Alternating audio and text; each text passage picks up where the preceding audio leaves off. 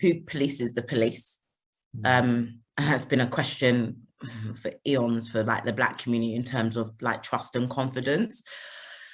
And I think we'll talk about this, but the spy cops thing, there's just a whole, not culture within policing, but also it feels in politics at the moment that the police are given carte blanche powers to do what they want. And I think that's the concern is we have a consensus that we're meant to police by consent.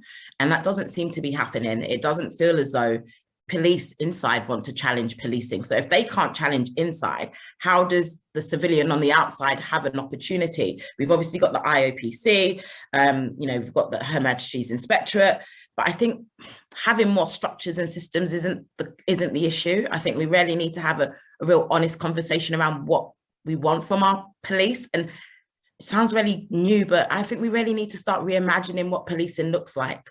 And what safety, and maybe having budgets that don't just push more money into police, but look at other community alternatives means that we wouldn't necessarily have to, and I don't want to say rely on the police, but the police have to be all things to all people.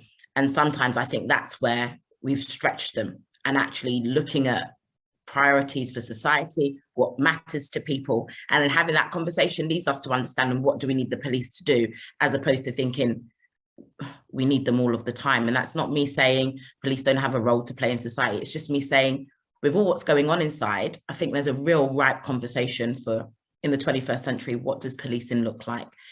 And, how do we want people to treat people, and how do we hold people to account? And we shouldn't be relying on old mechanisms that we know don't work.